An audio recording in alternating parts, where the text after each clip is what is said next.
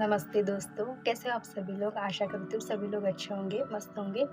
तो दोस्तों मुझे किसी व्यूअर ने जो सब्सक्राइबर हैं हमारे उन्होंने पूछा है कि मोक्ष में और जो कि अपना मुक्ति में क्या फ़र्क होता है, ठीक है? पहले-पहले ना मैं भी बहुत मतलब कन्फ्यूजन होता था मुझे भी कि मोक्ष माने क्या? मुक्ति माने क्या? मुझे लगता था कि मुक्ति से ही बस वही हो गया अभी, है ना? अभी फिर से जन्म लेने की बात नहीं। फिर बाद में धीरे-धीरे ये सारी चीज़ें समझ में आ गई कि मोक्ष में क्या फ़र्क होता है, मुक्ति में क्या फ़र्क होता है और ये सारी चीज़ें ध्यान से ही समझ में आई दोस्तों। तो मैं आपको इतना ही बोलूँगी कि वीडियो आप लास्ट तक ज़रूर देखिएगा और जो भी आपके विचार हैं कमेंट में ज़रूर वो बताइए ताकि मुझे भी समझ में आए कि आपके भी क्या विचार है क्योंकि मेरे गुरु हमेशा एक बात बोलते हैं कि यहाँ पे हर एक हम उसके बच्चे हैं तो हर एक के पास में मैंने जैसा आपको लास्ट वीडियो में भी बताया था हर एक के पास में भर भर के ज्ञान होता है बस वो हमें समझ कब आते हैं जब हम उस स्थिति में आते हैं मतलब कि ध्यान के है ना तो हम हर एक जो इंसान है एक दूसरे से सीखते हैं दोस्तों जाने अनजाने में आप भी कभी ऐसी बात बोल देते हो कि आपको खुद पता नहीं और आपको फिर बाद में रियलाइज़ होता है कि अरे यार मैंने सच में ये बात बोली मतलब कैसा क्या आया मेरे में ये जो आंसर है ये जो सवाल है या ये जवाब ही कैसे क्या आया है ना तो हम भी कभी-कभी शॉक होते हैं तो वही होता है फिर आपका जो ट्रू जो हमारा पूर्ण आत्मा का जो हम उसको ज्ञान बोलते हैं है ना तो आप प्लीज़ मुझे जो भी आपका है सवाल-जवाब जो भी रहेगा वो मुझे कमेंट में ज़रूर बताइए। अभी तक चैनल को सब्सक्राइब नहीं किया होगा तो प्लीज़ एक मतलब सब्सक्राइब कीजिएगा और वीडियो अगर अच्छा लगा तो प्लीज़ वीडियो को लाइक कीजिए। तो आइए दोस्तों स्टार्ट करते हैं फिर वीडियो। तो देखिए जिसे सुनते ही हम हर एक के मन में एक शांति की लहर उठती है, वो ही है हमारी मुक्ति, ठीक है? लेकिन हमको ये सवाल भी बहुत बार आता है कि भई मुक्ति क्या हमको मरने के बाद ही आएँगे क्या? मरने के बाद ही मिलेंगी क्या? है ना? मृत्यु के बाद ही मिलेंगी क्या? या फिर जीवन में रहते हुए भी हम इसको अनुभव कर सकते हैं, एक्सपीरियंस कर सकते हैं? तो इसको हम एक जानेंगे दोस्तों। मुक्ति का ना एक सामान्य अर्थ भी होता है ना? अब देखो सबसे बड़ी बात ये है हमारे जो बंधन होते हैं उससे मुक्ति। अब देखो समझिए यहाँ पे दुःख जो दुःख का एक बंधन होता है। अब देखो, आप यहाँ पे बहुत अच्छे हो, आपके लाइफ में बहुत कुछ अच्छा चल रहा है, लेकिन फैमिली में किसी का कुछ प्रॉब्लम है, किसी को कुछ प्रॉब्लम हो रहा है, तो ऑब्वियसली उस पर्सन को, उस व्यक्ति को दुःख होगा। तो उससे उसके दुःख में आप दुखी हो रहे हो। तो क्या हो रहा है ना, आपका वहाँ पे बंधन निर्माण हो रहा है ना? बंधन निर्माण हो रहा है, आप भी उसके दुःख में दुःख फ़ील कर रहे हो, आपको भी डर लग रहा है ना? तो ये आपके क्या हो गए ना एक छोटे-छोटे एक सामान्य हमें ये बंधन होते हैं हमारे। अब यहाँ पे आपकी इच्छा जाग रही है कि उसको दुःख नहीं होना, उसको ये चीज़ मिलनी चाहिए या फिर आपकी भी अगर इच्छा जाने हम तो जैसे कि अभी देखो हम कॉलेज में होते हैं, उसके बाद में कॉलेज से पास आउट करके जब हम हमारा एक ही थॉट होता है कि भाई मुझे अभी यहाँ पे बहुत अच्छी वाला जॉब चाहिए, जॉब कर लेते हैं। देन उसके बाद में जॉब में फुलफ़िल नहीं होते तो दिल में एक इच्छा जागती है कि मुझे ना बिज़नेस करना है भई अच्छा खासा। तो और इच्छा जाग गई, फिर बिज़नेस कर लिया आपने, सब कुछ कर लिया पूरी तरह से सेटल हो गए। तो उसके बाद में और एक इच्छा जागी आपकी कि अब मुझे शादी करके सेटल होना है ना? अब ये फाइनल सेटल जैसा हमारी भाषा में। तो शादी के लिए भी फिर हमें और एक इच्छा जागती है कि मुझे अच्छी लड़की चाहिए, अच्छा लड़का चाहिए, दिखने में भी अच्छा खासा हो, मतलब कि और उसमें फिर इच्छा जागती है कि पैसे वाला हो लड़कियों को लगता है कि लड़की भी वेल एजुकेटेड हो, दिखने में भी बहुत खूबसूरत हो। तो यहाँ पे क्या हो रहा है ना हमारी इच्छा जाग रही है ना? तो वहाँ पे भी फिर क्या हो रहा है ना ऑब्वियसली इच्छा जाग रही बोले तो क्या हो रहा है ना बंधन निर्माण हो रहा है वहाँ पे आपका, है ना?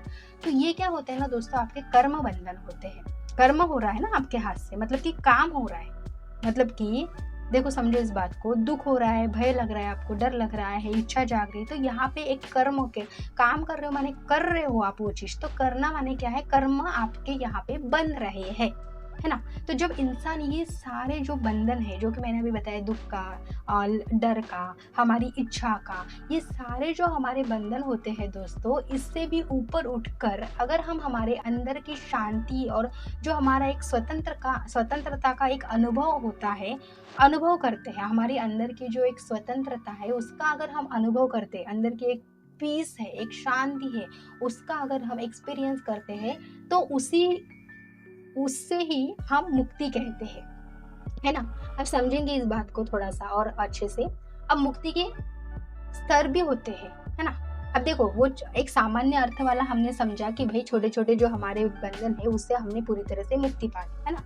अब फिर आप अपने अंदर की जो शांति है उसको एक्सपीरियंस कर रहे हो, माने क्या कर रहे हो ना, आपके अंदर की आपने मुक्ति वहां पे भी आपने पा ली है ना।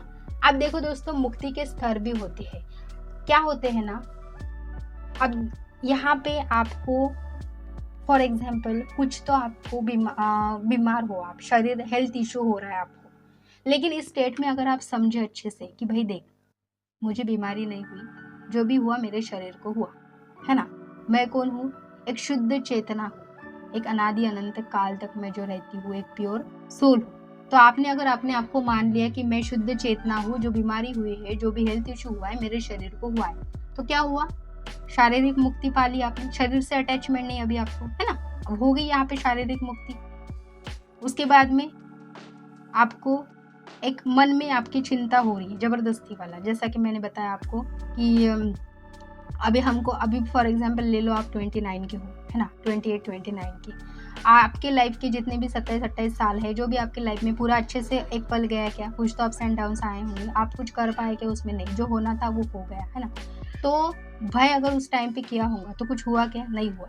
तो देखो दोस्तों क्या होता है ना, जब हमारा जो मन है वो जबरदस्ती का भय से मुक्त होता है ना, मतलब हमको डर ही नहीं, है ना, कुछ भी होने दो भाई, मैं तो डरने वाला नहीं, क्योंकि मुझे पता है जो होगा वो होगा, है ना। अब ये हमारे मन की स्थिति होती है, मानसिक स्थिति माने क्या होता है ना दोस्तों, मन की स्थिति होती है, मन ही हमें उलझाता है, इसलिए ये सारी चीज़ें हमें हम हमारे लाइफ में अपनाते हैं। तो जो हमारी मन होती है, मन क्या करता है ना, हमें बेफालतू की चिंता में ढालने की कोशिश करता है ना। हमको जबरदस्ती ना जेलेसी वाला फीलिंग होता है, अगर कोई XYZ हमारे लाइफ में एक आधा हमारा बेस्ट फ्रेंड है, उससे हमें जेलेसी वाला फीलिंग हो रहा है, क्या हो रहा है ना, ईर्ष्या उत्पन्न हो रही है वहाँ पे हमारी अननेसेसरी। फिर ऑब्वियसली जेलेस फील हो रहे तो क्रोध तो आएगा, गुस्सा तो आएगा, है ना, क्योंकि गुस्सा आता ही है, आपको पता है गुस्सा ऐसी चीज़ है कि हम उसको रोक ही नहीं पाते हैं ना, वो आता है। तो ये जो हमको एक फिर वो गुस्से से क्या होता है ना, हमारा एक वहाँ पे ना डर भी निर्माण होता है। तो उससे भी अगर हम ये जो अननेसेसरी चिंता है, एक हमारा एक जेलेसी वाला फीलिंग है, ईर्ष्या है, एक क्रोध है, इससे भी हम पूरी तरह से एक मुक्ति पाए, वो हमारी होती है मानसिक मुक्ति, है ना।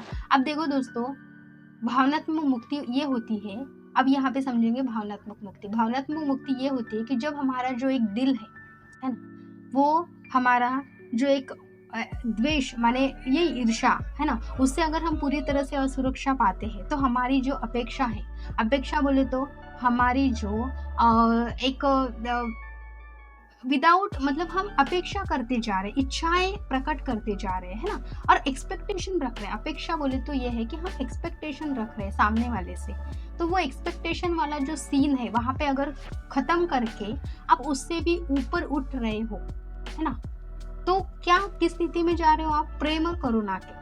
तो आपकी भावनात्मक स्थिति यहाँ पे पूरी तरह से नष्ट हो गई है और आप डायरेक्ट किस स्थिति में जा रहे हो, प्रेम और करुणा के। अब समझो इस बात को दोस्तों, देखो मंदिर में हम जा रहे हैं, है ना, भगवान को हम जो भी मतलब आपके लाइफ में कोई भी काम है अच्छी तरह से नहीं हो रहा है, आप गए मंदिर में, भगवान के पास में जाके लड़ाई कर रहे हो, उसको जो भी है आप बोल रहे हो, है ना, कि भाई देख भगवान ऐसा ऐसा हुआ, वैसा वैसा हुआ। लेकिन देखो समझो इस बात को, भगवान उस समय में आपको कुछ बोलता है क्या, मतलब कि जैसा भगवान भी फिर आप अगर उसको मतलब बुरा भला बोल रहे हो, तो भगवान आपको बुरा भला बोलता है क्या, नहीं बोलता है। वो आपको उस समय में भी क्या करता है ना दोस्तों, प्यार करता है, उससे एक करुणा ही आपको दिखती है ना। जो हमारी माँ के पास में जाके हम माँ को अगर कुछ बोले भी तो माँ हमको क्या करती है ना, प्यार ही करती है, करुणा ही देती है। तो उस स्टेट में आपके पास में कोई आके अगर आपको गाली भी दे रहा है ना, तो नहीं, आपको रिप्लाई नहीं कर रहे हो, आप क्या कर रहे हो ना, उसको बदले में प्रेम ही दे रहे हो। अब ठीक है, आप उसको एक्सप्रेस नहीं कर रहे हो प्रेम, लेकिन दिल से पूरे वाइब्रेशन से आप उसको प्रेम ही फील करवा रहे हो। तो वो आपकी जो एक भावनात्मक यहाँ पे जो मुक्ति है, वो भी आप उससे मुक्त होके उसको सिर्फ प्रेम दे रहे हो, मतलब भगवान के स्टेट में जाके, उस स्थिति में ही जाके हम वो प्रेम वाला दे पाते हैं। तो जैसे हम ये जो मैंने अभी बताया आपको असुरक्षा और अपेक्षाओं से फिर हम ऊपर उठ के प्रेम और करुणा में आते हैं। आध्यात्मिक मुक्ति माने क्या होता है दोस्तों? देखो, जब आत्मा मतलब कि हमारी जो सोल है, हम वास्तविक स्वरूप को पहचान लेते हैं और परमात्मा से जुड़ जाते हैं। जैसे कि शरीर को बीमारी हुई, आपने फील नहीं किया, फिर हो गई शारीरिक मुक्ति। ये जो चिंता, जबरदस्ती वाली ईर्ष्या है, क्रोध है, इससे भी कोई फर्क नहीं पड़ा, इससे भी मुक्त हो गए, ये हो गई आपकी मानसिक मुक्ति, है ना। जब आपको जबरदस्ती वाला आपके दिल में जो द्वेष था, एक अपेक्षाएं थी, वो भी आपने छोड़ दी, उससे भी ऊपर उठ गए आप दे रहे हो लोगों को प्रेम, दे रहे हो करुणा, दे रहे हो, तो ये आपकी भावनात्मक मुक्ति थी, इससे भी आप पूरी तरह से उठ गए हो, है ना। मतलब कि आपने इसको भी साइड कर लिया। फिर आप किस स्थिति में जाते हो? आध्यात्मिक मुक्ति की स्थिति में, जो होती है परमात्मा से जुड़ने वाली स्थिति। वास्तविक जो हमारा स्वरूप को हम पहचान लेते हैं और परमात्मा से पूरी तरह से जुड़ जाते हैं, तब होती है हमारी आध्यात्मिक मुक्ति। अब जीवन में मुक्ति का महत्व क्या होता है? देखो दोस्तों, जीवन में मुक्ति पाने का मतलब ये नहीं होता है कि हम सब कुछ छोड़कर जंगल चले जाए, है ना।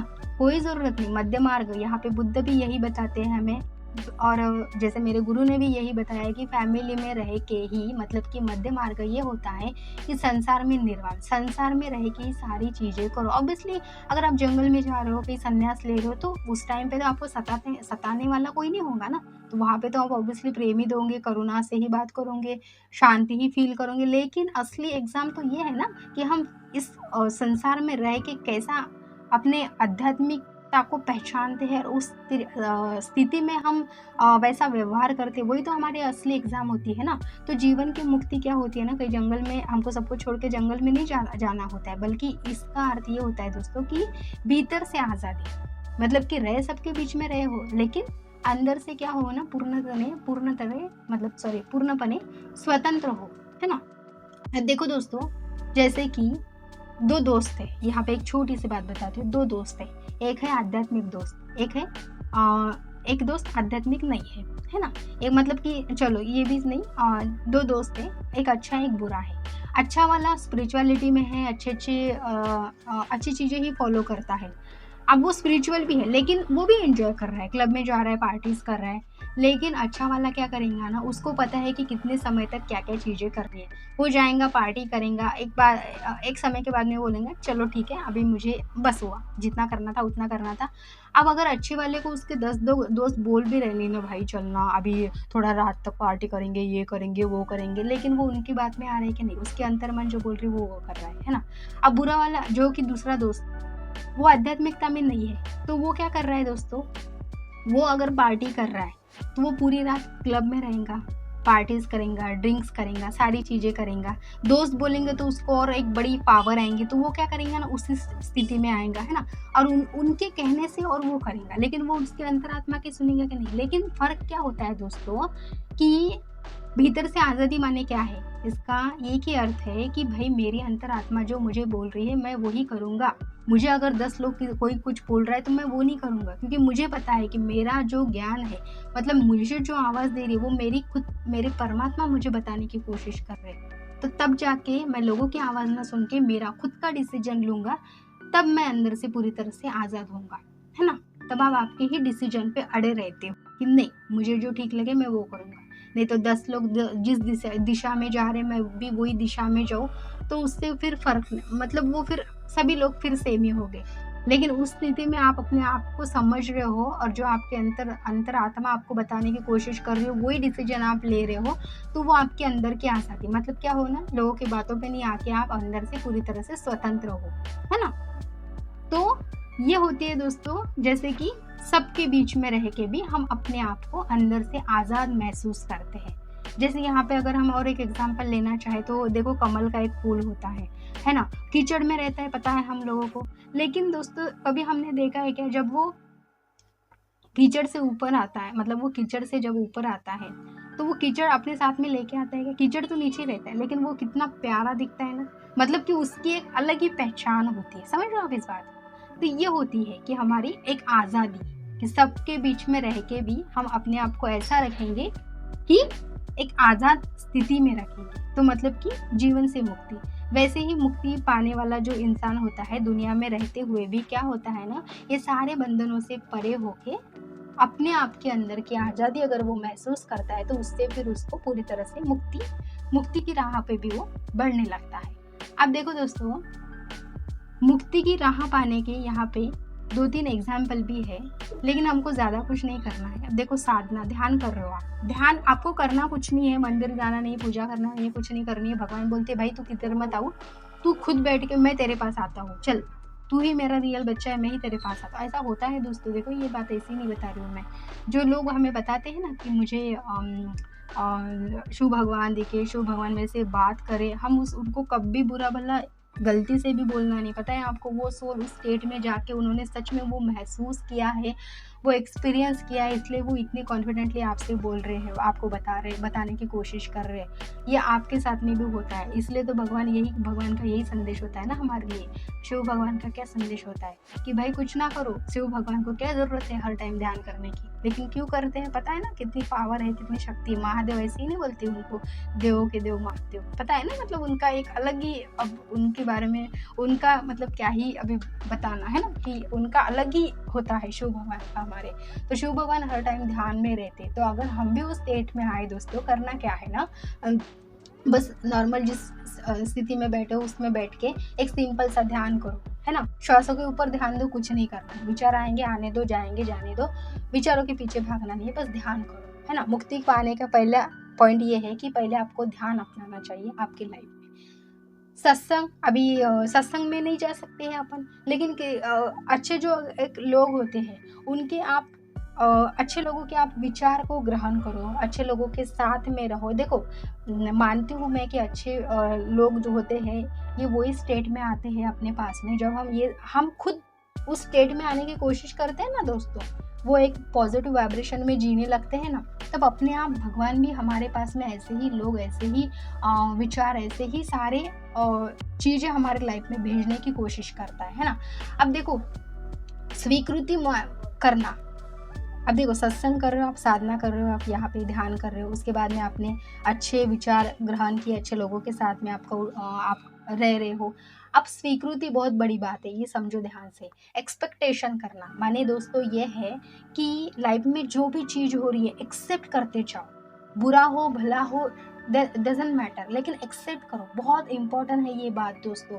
क्या होता है ना, अगर आप एक्सेप्ट नहीं कर रहे हो, स्वीकार नहीं कर रहे हो आपकी लाइफ को जैसी है वैसी, आपकी इच्छा और जाग रही है ना, तो आपको पता है फिर इच्छा जाग रही, बोलते क्या हो रहा है ना, आपके और बंधन जाग रहे हैं, फिर आप डिस्टर्ब हो रहे हो। तो नहीं, जैसी लाइफ है उसको वैसे ही स्वीकार करो, है ना। तो मुक्ति की ये भी एक राह होती है कि जब हम लाइफ को वैसे ही स्वीकार करते हैं तो हम उस राह में बढ़ने लगते हैं। अब वैराग्य माने क्या है दोस्तों, जो अननेसेसरी इच्छा होती है, जबरदस्ती वाला लालच, बेफालतू का, ये हमें नहीं चाहिए। जबरदस्ती लालच नहीं करना है हमें। अननेसेसरी जो इच्छाएं होती है, अनावश्यक जो इच्छाएं होती है, वो हमें हमारे लाइफ में नहीं चाहिए। तो ये सारी चीज़ें आती है ध्यान से ही आती है, ठीक है, जब हम मेडिटेशन को अपनाते हैं। तो ये होती है हमारी साधना, सत्संग, स्वीकृति, वैराग्य, ये 4 पॉइंट होते हैं जो हमें मुक्ति की राह में ले जाते हैं। तो जब इंसान ये राह पे चलता है तो धीरे धीरे क्या होता है ना, बंधन ढीले होने लगते हैं। जो ये सारे जितने भी बंधन मैंने बताए हैं, धीरे धीरे ये सारे बंधनों से हम मुक्ति पाते हैं, और जो हमारी आत्मा होती है वो पूरी तरह से स्वतंत्रता का अनुभव करने लगती है ना। तब जाती है हम पूरी तरह से स्वतंत्रता का एक अनुभव करने लगते हैं। तो दोस्तों देखो क्या होता है ना, मुक्ति कोई बाहर ढूंढने वाली चीज नहीं है, ये हमारे अंदर ही छिपी होती है। जैसे ही हम ये जितने भी बंधन मैंने अभी बताए हैं, जो हमारे मन के बंधन होते हैं, मन बड़ा है ना, मंकी माइंड हमारा, तो ये जो मन होता है, ये मन हमें ये सारे बंधनों को तोड़ते हैं। हम ये मन के अगर बंधनों को हम तोड़े, वैसे ही हमें मुक्ति का अनुभव होने लगता है, मुक्ति का एक्सपीरियंस होने लगता है दोस्तों, ठीक है।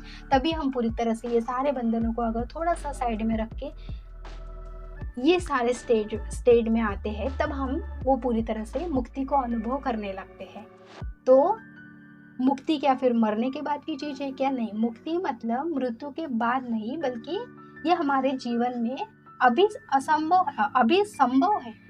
जब हम जीवन जीते समय हम अपने भीतर शांति, प्रेम और स्वतंत्रता को जगाकर ही मुक्ति का आनंद ले सकते हैं। जितने भी बंधन है होने दो, जो होता है लाइफ में होने दो। मध्य मार्ग में रह के सारी चीजें करनी है, लेकिन सबके बीच में रह के ऐसा रहो कि आपके अंदर की जो आपके जो सोल है उसको स्वतंत्र रखो। जितना आप उसको स्वतंत्र रखोगे सारे बंधनों से मुक्ति पाओगे।